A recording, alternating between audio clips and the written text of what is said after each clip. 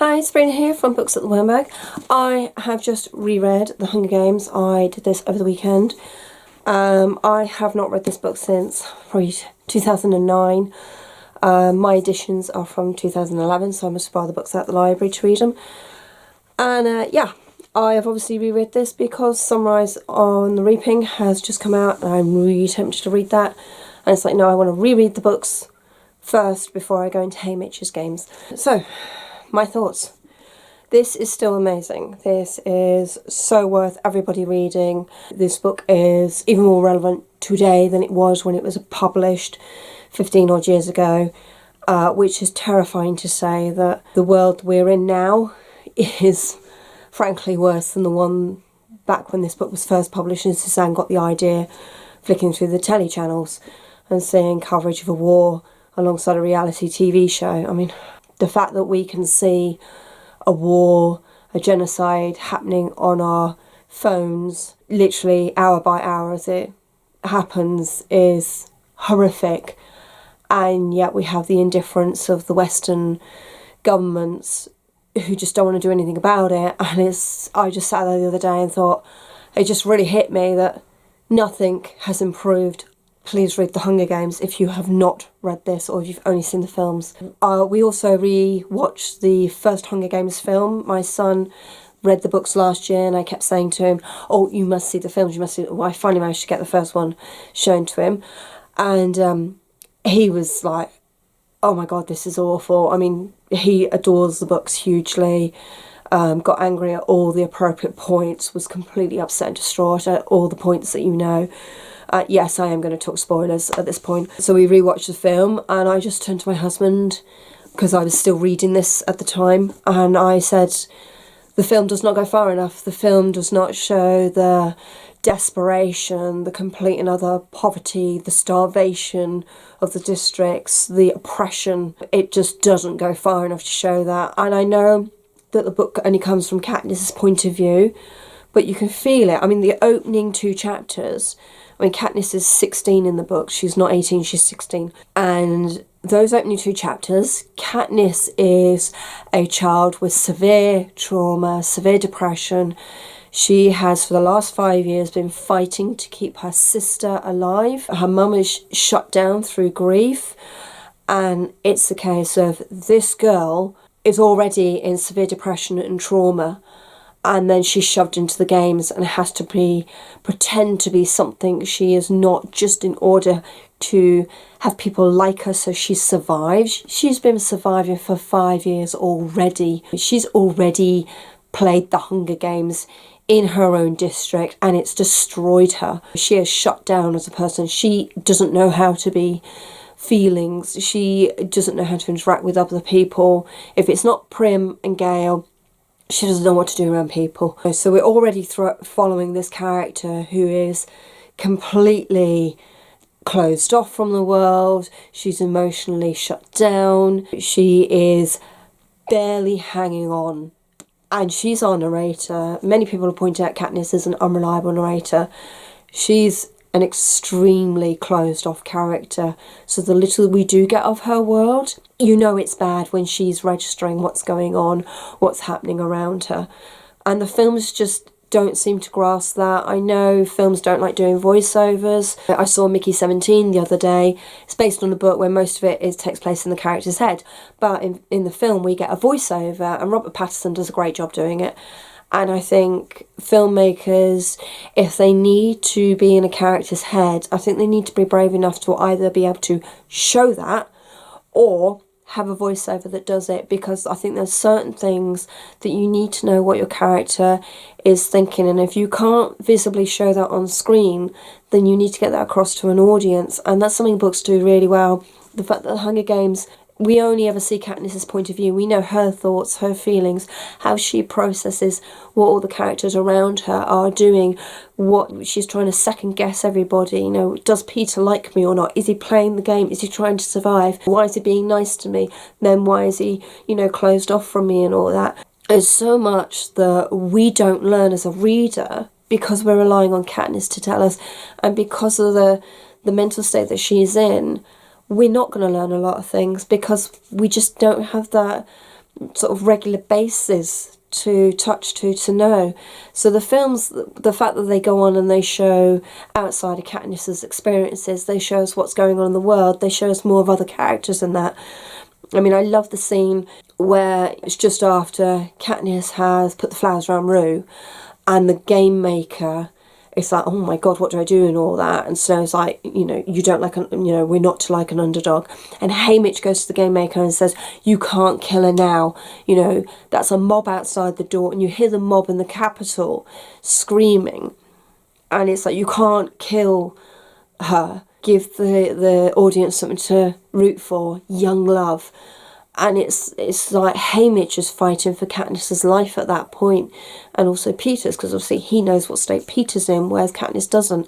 It's things like that that I really appreciate with the films, that they show the wider world, but it does mean we lose an awful lot of Katniss's world and her experiences, but also what it's really like. And you know, I just wish the films would say, sod it, we'll go for a 15 rating, people will come to see this film anyway, and shown a darker, more depressing world and oppressed people, and actually shown the realities of what an oppressed people look like, because frankly we didn't learn anything 15 years ago, and Suzanne Collins told us how that looks like in this book, and no one paid attention back then, and the films didn't show it.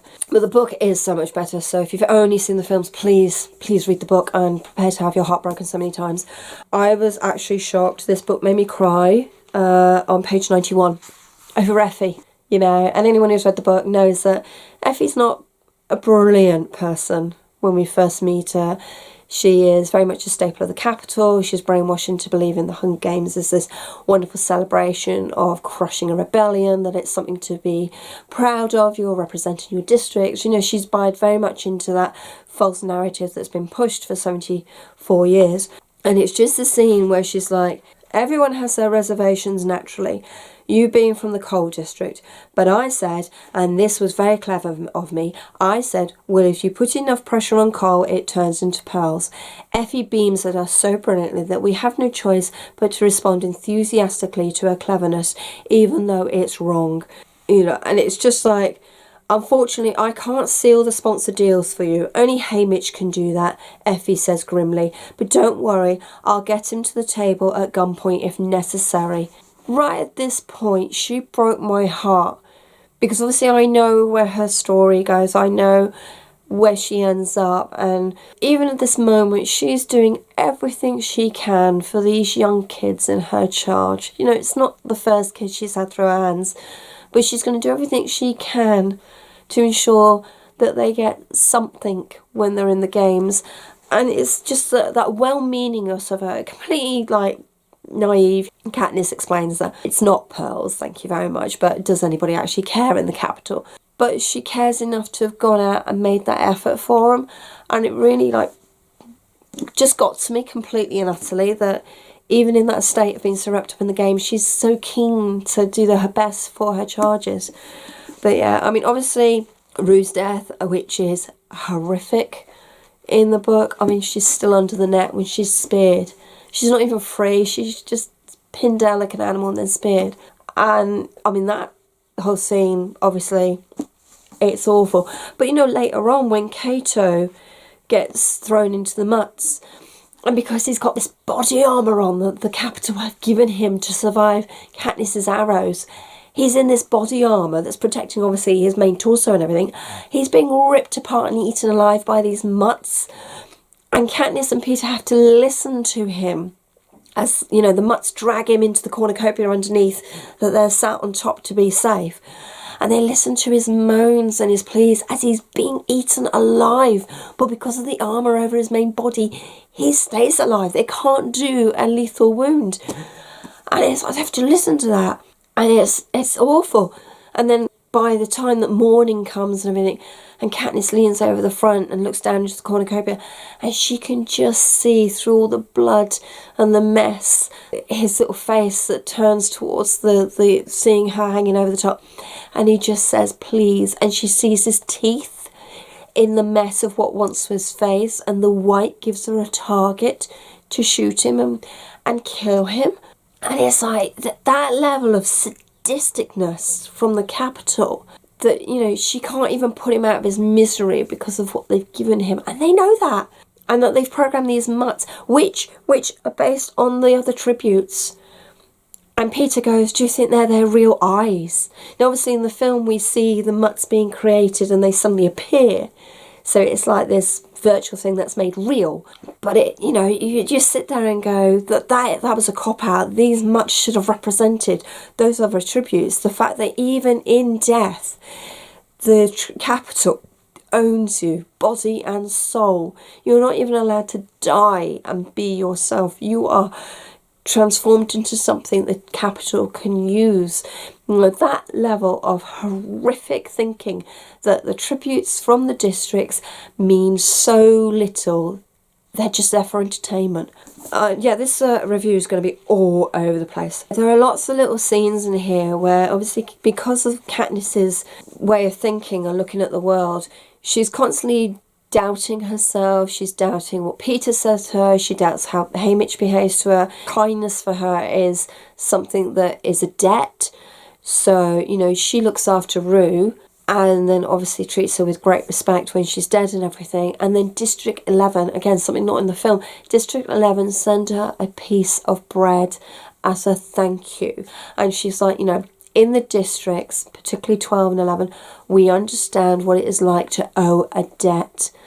And, you know, we can't owe debts. We always pay our debts. So she's like, you know, they've given this piece of bread as a thank you. And then Thresh spares her life later on because of Rue, you know, consider our debts paid. And it's things like that it's not about kindness for Katniss. It's about debts and paying debts that you owe. And it's like, if I do this, you will do this for me. Whereas you have Peter, who is all about kindness. He will do something because it is the right thing to do. He'll do something because it's kind. And I don't think Katniss understands that because she's not been in that position to do. It's always been about survival for her. And just someone just being kind to her. You know, she recalls, why did Peter throw her the bread? Why did he give her bread when she was at her most low, when she was on the verge of just staying out in the rain and drowning and giving up? She's lost her father, her mother shut down, she can't get food. And yet at her very lowest moment, Peter shows kindness and throws her 2 loaves of bread that he's deliberately burnt. And she never understands this. And for her, it's a debt that's never paid off until in the games. And it's like, I can pay this debt off by saving his life. I can pay the debt that he's given me by making sure he goes home. It's not about being kind for Katniss. It's about paying off that debt for her. And I think a lot of people forget that Katniss she's 16. She's very, very young. And she has 2 priorities in her life. That's Prim, to make sure she survives, and her hunting partner, Gale. Not in a romantic way. He is her partner for hunting. Because it's easy to hunt as a pair. Someone's always got your back while you're focused on getting the game. That's how she looks at that relationship. It's not romantic until Gale wants to make it romantic. And then, of course, Katniss is completely like, well, I don't know, because I do care for you. But is that love? She doesn't know. She doesn't understand her feelings at all because she's shut them down for so long. So this whole, you know, oh, Gale, Peter, no, it never was about Gale or Peter. It's about Katniss just surviving, just getting through, just making sure her debts are clear and making sure her sister lives. I mean, this book made me cry so many times. I kept reading out bits. I wish I'd annotated it, but I didn't want to annotate these copies. I wanted to get a different copy to annotate, but I couldn't wait to read it. So I've read it without annotating, of course I have. But there were so many bits. In the films, we see the technological advances of the Capitol and how their tech is just amazing. Their medicine is amazing. I mean, they heal burns literally overnight, that kind of thing. And that's in the book. She gets a pot of goo to heal her burn. She's got, you know, she's burnt her hand, she's burnt her leg quite badly. I mean, it's not down to the bone, which she knows from her mother is serious. And she's in pain, she knows it's okay. It's when you don't feel a burn. And Katniss is squeamish about medicine and wounds and all that. You know, she might be a hunter, but when it comes to wounds, she's really squeamish. So she's received this pot of goop and it's like applied generously, and she scoops it onto a burn and it heals overnight.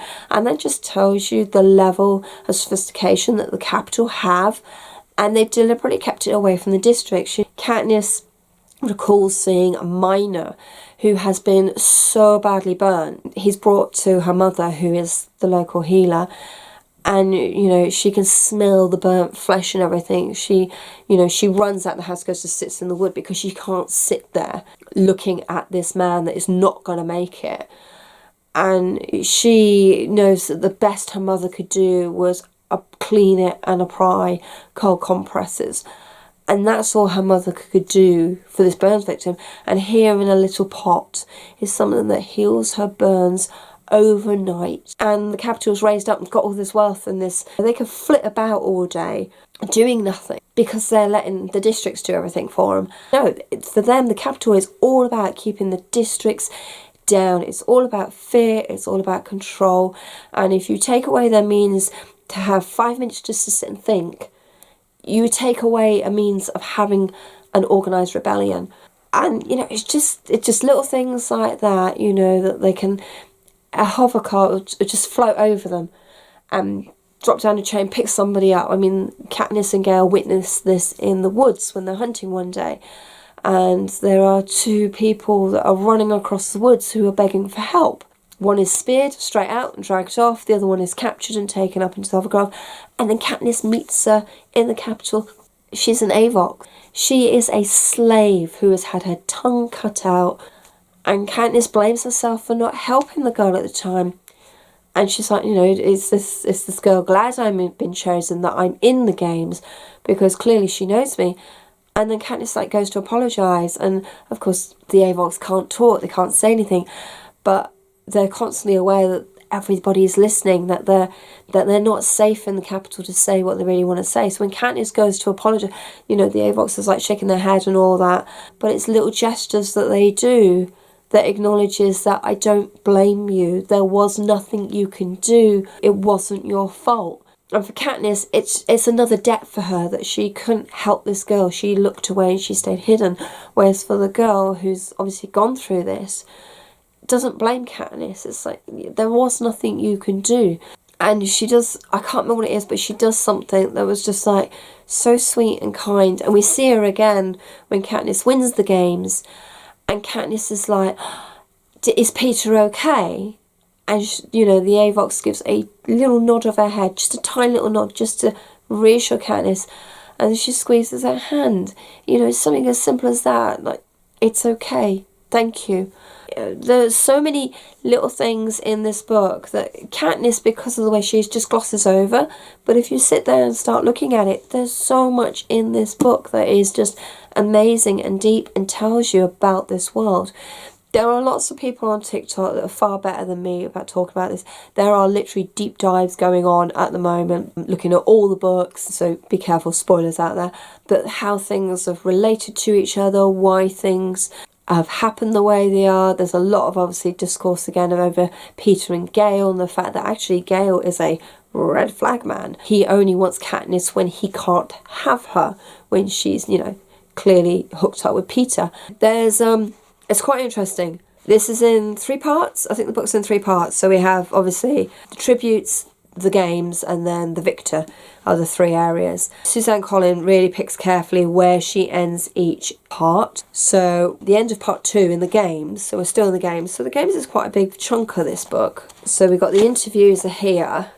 Okay, so the first part ends with Peter's big revelation that the girl he's got a crush on came with her. And then Katniss is absolutely horrified and all that, and it's does he mean this? Is this real? Is he playing for the thingy? But the games part, I'd say, is about 1/3 of the book. It's quite a big part. But obviously we get all the build up and that. We've got establishing life in District 12, we've got going to the Capitol a few days before, of training and all that. I think it's about a week that they get a run up of doing training and their interviews and everything. There's a whole big scene on her being cleaned. There's a lot that obviously the film has alluded to but is cut out. and there's so much more going on in here. I had a point. Oh, here we go, part 2. The end of part 2 is, before I can stop myself, I call out Peter's name. This is in response to the game rule change where they were allowed 2 victors from the same district to win. She turns to the camera and goes, Peter, and then I'm like, oh my god. And then we go into the victor. So, you know, if you'd never read it before, you're like, well, it only says the victor. So clearly that rule is going, you're already being told that the rule change, it's just to up the tension. It's just for the it's for the show, it's for the entertainment. Part 3 is called The Victor. So at this point, the reader's still being told there's only going to be one winner, even though they've just had this rule change. So, you know, Suzanne Collins is already sitting there playing with the reader. It's like, I've told you this, but the chapter title, the next part, it's still only singular. I like a lot of what's in the game, actually, because a lot of it is just Katniss surviving, walking away, hunting, healing herself, finding Rue, keeping Rue safe. You know, there's little moments where it's like, hold on. How do we literally put a dent in the careers? You know, the careers, they've got it all. They've got the strength, they've got the training, they've got the skills. And it's like, hold on, they don't need to worry about food. The careers are clearly never know what it's like to be hungry, you know, because their careers, they've done this their entire life, even though it's legal, but they've trained for this their entire life. And it's like, let's go destroy their food supplies. Let's just get rid of it. And I love the bit when Katniss has caused the destruction of the food and supplies at the camp, and she mutters under her breath, let the 47th Hunger Games begin for real, Cato. Now you know what it's like to be hungry. That idea that even at the very beginning, the games are rigged because the career tributes don't know hunger. They don't know how to make food last. They don't know how to go without. And later on, when she has killed the lad from District 1, takes his pack and she's consolidating her packs after she's buried Rude. And she opens up the District 1 boy's pack, and he's got a packet of dried fruit in his bag. And she's like furious. The arrogance of this kid, you know, he's got a stockpile of food back at his camp that is safe and protected. And he's gone out for a short little stint with a bag of dried fruit. And she's like, the arrogance of the careers that they could do that. She's like, you know, anyone in District 12 wouldn't do that. If they had food safe at home, they wouldn't take anything with them because they know they've got food to go back to. They could survive for a couple of hours without having to need snacks, whereas clearly the careers, they don't know what it's like to go without. They want snacks. He's taken a bag of dry fruit for snacks for a couple of hours away from his camp where all the food is. And it just cements in our mind the anger and the unfairness of the whole setup. You know, the thing is rigged from the start. There's a lot of theories out there at the moment that actually the reapings themselves are rigged. I mean, we said at the time, Prim's name is in the pot once. The chances of her name being pulled out was so minuscule. Like, minuscule. It should never have happened. And yet her name comes out. It's her first time in there. She's in there once because Katniss has made sure. And her name's pulled out. And people are sitting there going, the reapings are rigged. They've kind of decided who they want to do the games this year, what kind of message they want to send. I've seen some great theories about game makers deciding, well, what message do we want to send? One year we want all young kids, because we want to remind everybody that your children are not safe. You know, one year we want the older ones. I mean, if they had a rule change where it could be right up to like age 24, you're not safe. You're still not safe. Even though you're no longer a minor, you're not safe still from the capital, that reach. Yeah, like I said, these books really bring up a lot of discussions, a lot of interesting conversations, and it's worth checking a lot of these out because they're fascinating. Anyway, back to my point. The Hunger Games, it's book 1 in a trilogy. It is book one in an unplanned trilogy. There's an interview at the back here, and she's like, was the Hunger Games always planned to be a trilogy? Is the question. And Suzanne replies, not necessarily, but once I thought through to the end of the first book, I realised that there was no way that the story was concluded. Katniss does something that would never go unpunished in her world.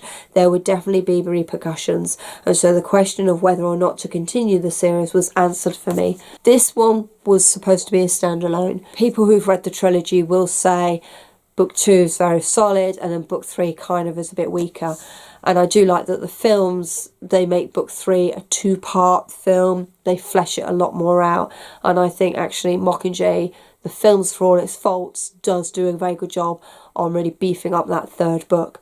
My favourite in the trilogy is still Catching Fire. Both film and book I think are amazing. So, you know, for me this is a 4.75. But this is just such an important book, and I think it does not really get the mainstream appreciation that it deserves. But this book's so important. This book discusses so many things going on in our real world, which again is where I've been banging on about science fiction. Good science fiction reflects our real society. And this does that so powerfully and so subtly as well, that you're sitting there and it does not leave you. There are things, and again, bear in mind, I've not read this since 2009, 2010, and there are pages in here that I distinctly remember reading, and when I got to them, and it's like, I know what's going to happen, and it still made me cry, it still made me shout out in anger. I knew this stays with you, it gets under your skin, because it is a real reflection of what is going on in our world right now.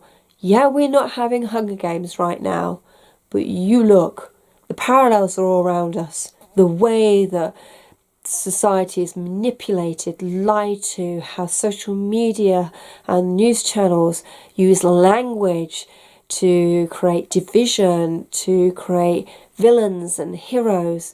It's all there. It's really obvious. And Suzanne Collins pointed this out so long ago, and we're still having to learn the lessons. Please read this book. Just please read it. It's amazing and heartbreaking. And yeah, I'm now going to go off and finish Catching Fire. Leave your thoughts down below. As usual, it will be spoiler filled because everyone is reading this book. Thank you very much for watching, and always happy reading. Bye.